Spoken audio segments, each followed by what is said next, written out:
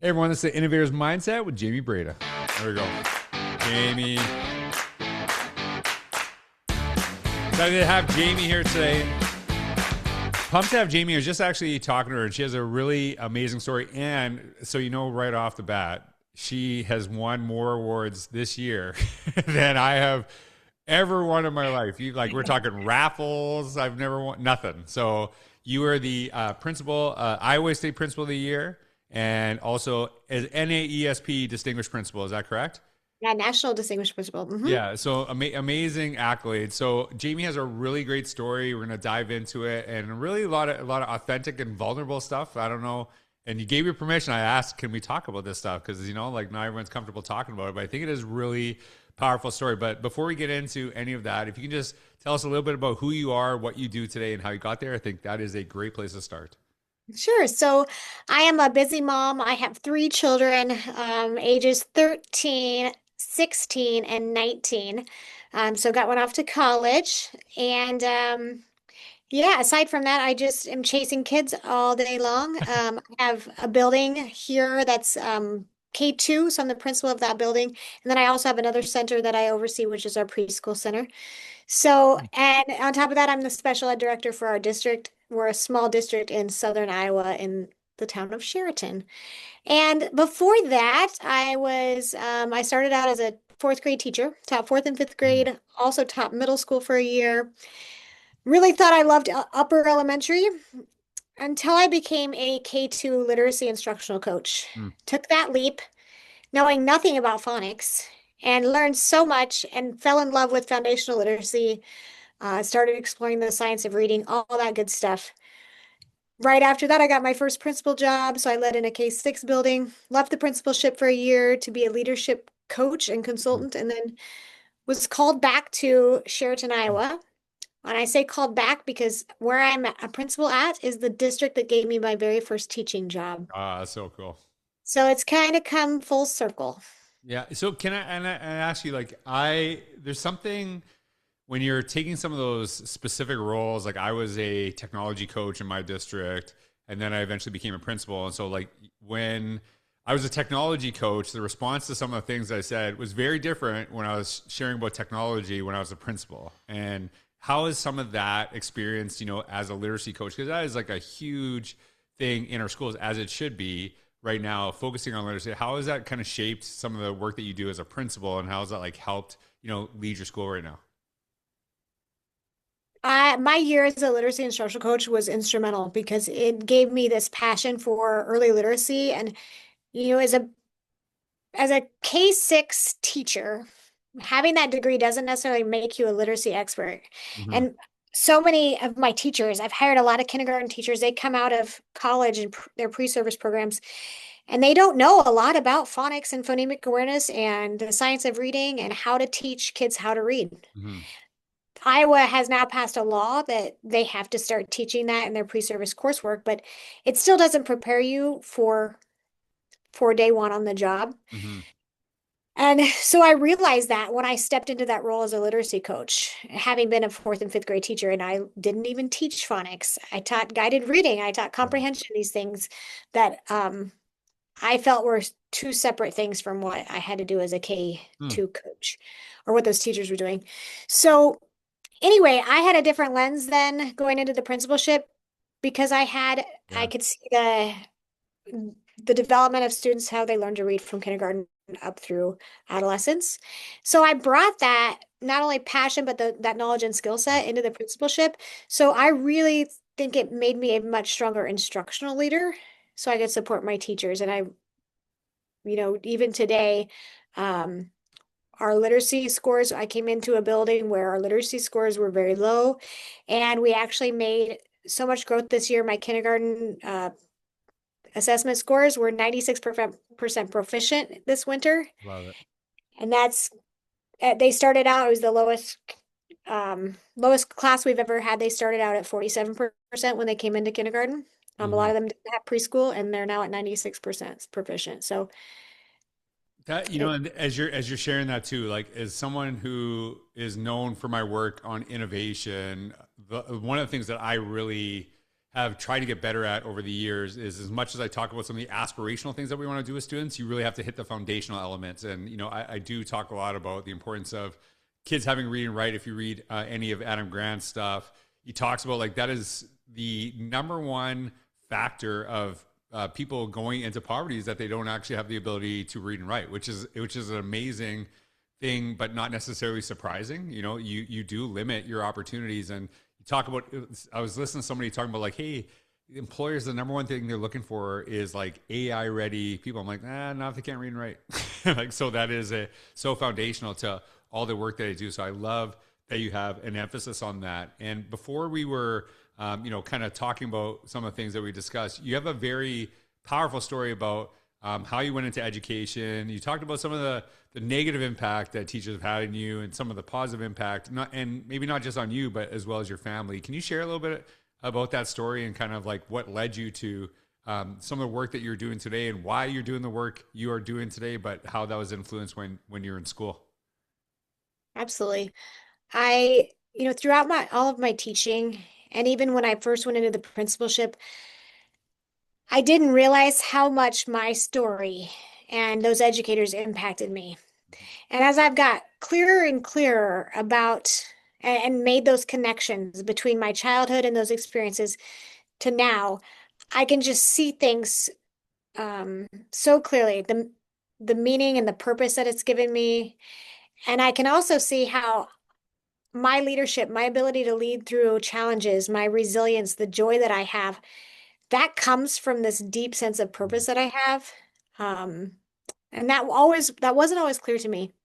As a matter of fact, I went through some burnout early on in my career as a principal, and I think all through teaching. Teaching was so hard for me, and um, I think I was a good teacher, but just my personal life took a toll because I was just pouring myself into teaching. So I think so much of who I became and how I'm leading, I think successfully now, and we could all talk about what do we see as successful, or what do we consider success. I feel like I'm successful now, both personally and professionally, Mhm. because I've reflected so much on my journey and where I've come from. So that journey started out in small town Iowa. I grew up in a household with just my sister, my mom, and dad, but I did have other half brothers and sisters. I had a little bit to do with them. They were kind of in and out. One of them was in and out of our house, and another one I got to know a little bit later in life. But all of my siblings struggled with addiction. Three of them did not graduate from high school. One of them ended up dying of a drug overdose. The sister that I lived with, my whole childhood, my full biological sister, she actually had a full-blown meth addiction by the time she was 16, 17, and was in and out of group homes, rehab, and whatnot. And I think back to, just I had to live with that trauma of experiencing that kind of secondhand. But also I think back, excuse me, I think back on why did I end up where I am? Mhm. Why did they end up where they ended up? So much of it has to do with the adults that influenced how our life turned out. Mhm. Either the small interactions that they had with me that shaped my journey, or that they had with my siblings that shaped their journey, or the times when they didn't step in and they should have. Or in my sister's case, it was a policy that an ineligibility policy that the school had that took away sports for her, which was her lifeline. And I think maybe her way out of, Mhm. the road she was headed down, which was the road to addiction. So, long story short, that's kind of my story. And so obviously I had a lot of adults that poured into me, and I I now lead with a really deep sense of purpose, and that purpose is to make sure that as a leader, I'm making sure my teachers realize the power that they have Mhm. to really influence kids' lives, because this is life or death work. This is such important work. Um, and we really, some people, how often do we think of the power that we truly Right. do have? Yeah. And you're listening, and we all, and like very powerful, some of the experiences that you just shared. And, I'm listening to you and thinking about how it could have been really easy to go down a really dark path and resent education and do this, but some of the really hard and horrible things that maybe happened in your life, do you think you're driven to ensure to do everything that does not happen to the kids you serve in your community? Like, is that one of your drives of that of your work right now? Absolutely, absolutely. And I think just in my one of my core values is acts of service. Hmm. Um, so I think that's definitely a driving factor. But I always think I treat every child like that was little 5-year-old or 6-year-old me or Yeah. 10-year-old me or my own children. Um, and I share my story very openly and vulnerably, even with my Mhm. staff, um, because it makes it real to them. And I encourage them to reflect too. What if, you know, to reflect on their experiences they've had with adults, Yeah. and what if this was your kid or your grandchild? And I think there are so many teachers and especially leaders who are facing burnout. There were I thought I saw a statistic the other day that 40% of administrators or leaders have faced burnout, Mhm. and many are leaving the profession, as we all know. But um, I truly believe that if we don't have a why or feel deeply called or have a sense of purpose, it's very easy to just say, this is too much. Mhm. I gotta step away from this.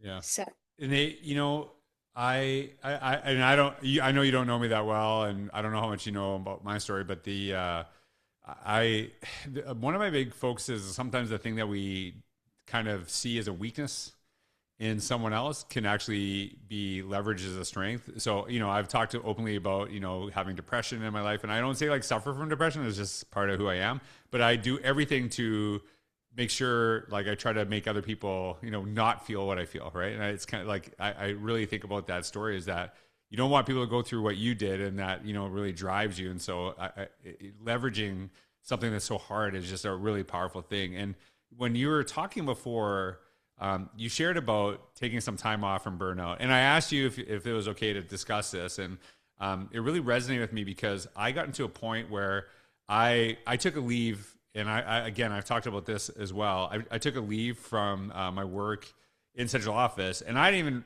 realize I was burnt out. And that's the thing in education: you give, and then you realize, oh, like I have nothing left for my family, for myself, for my friends. So like what was kind of the that point where you identified it? Like what happened there when you identified it, and like what actually inspired you or motivated you to rejoin what you were doing prior? so it was the year after everyone came back from COVID. So this would have been Mm, like 21, 22. And I had led for 3 years and I led pretty successfully through COVID. But during COVID, I also got a divorce that same year. mm, It was a pretty messy divorce. And, just going through that, I know, George, you said you had lived through something similar experiences. It's really hard to show up for work every day mm, when you have all this going on in your personal life. And as a principal, you feel like you have to show up perfect. You have it all together. You have to put on the smiley face and you give. I'm the type that I will turn it off at the door and I can be 100% every day and bring in the energy and the smiles.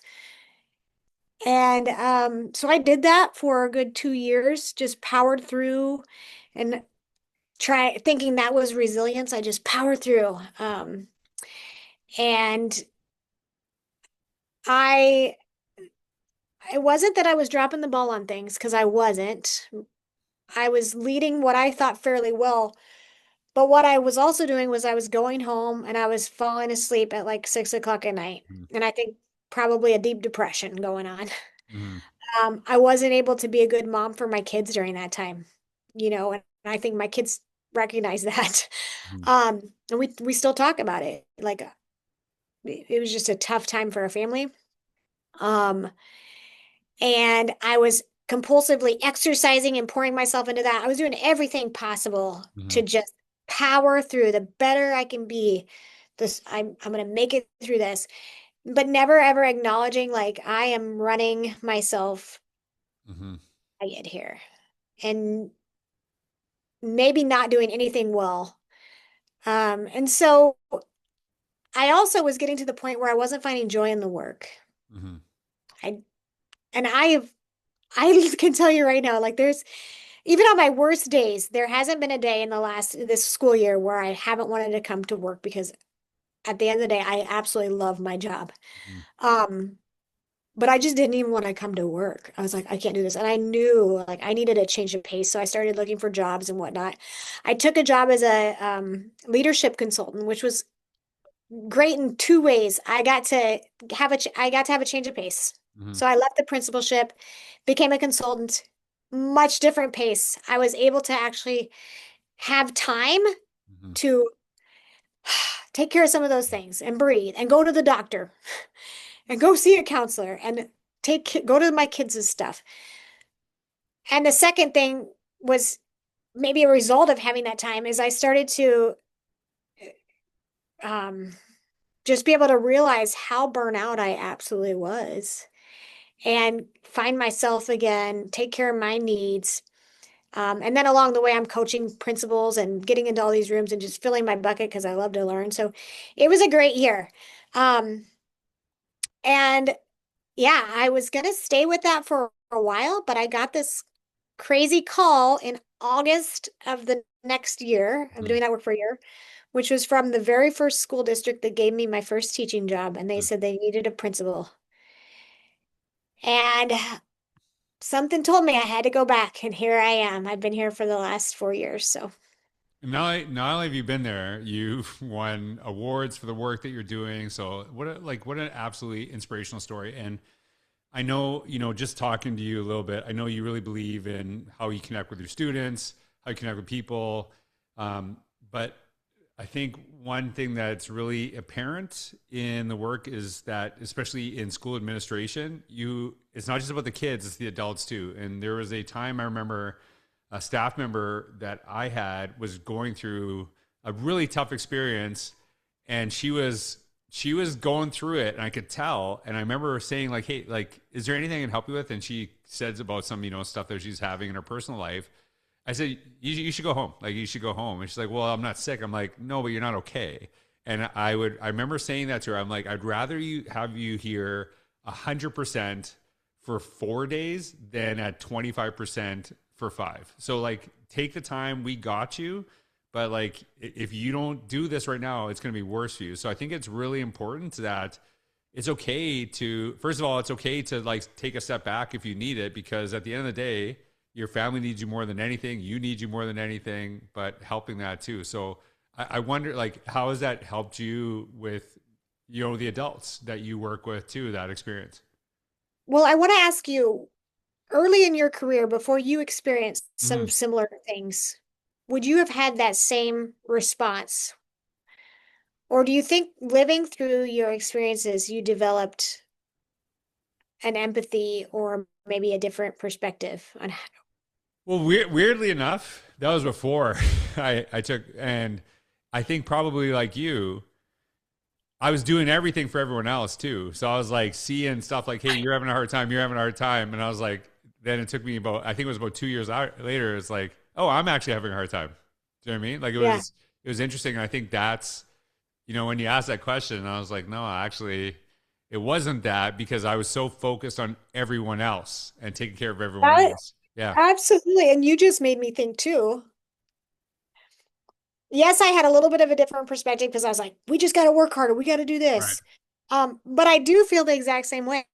I am so kind and nice to everyone else, and I want to support everyone else's mental health. And I can see people, even before I had this paradigm shift, I could see people and see you're hurting and what do you Mm-hmm. need? I will try to address that. But yeah, I was not addressing it myself. Mm-hmm.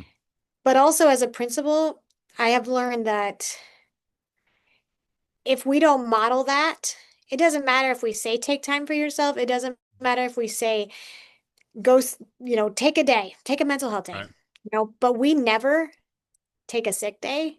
We never talk about our own mental health and say we need a day off or take that day off. It's just empty words because they're going to see our busyness. They're Right. going to see our grind. They're going to feel that expectation because we're not modeling it Mm-hmm. ourselves. Um, So I will take a mental health day from, Yeah. once in a while. I will do what I need to do. Well, and that is like that is really important to be able to do that and model that because we do get to that point of burnout. I think a lot of people will resonate with this conversation because I know this is a reality in our world, and we're like like tough skin and got to kind of work through it. But sometimes you just got to take a step back, and I actually think it makes you better long term, and Yeah. that is something too. So Jayme, it's really been awesome to talk to you and share this. I know this is going to help a lot of people, and I know that you are doing that in your community. I know you're doing some presenting too, and so I just appreciate your vulnerability. And when I asked you, I'm like, "Are you okay sharing this?" You're like, "Yeah," and I appreciate that because I think those real stories really help a lot of people. So thanks so much for being on the podcast. Thanks for everything you do. It's been really great to know you. I look forward to learning more about you as you continue to shine in your career. Likewise, thank you so much. And thanks everyone for listening. I hope you have a wonderful day. Take care.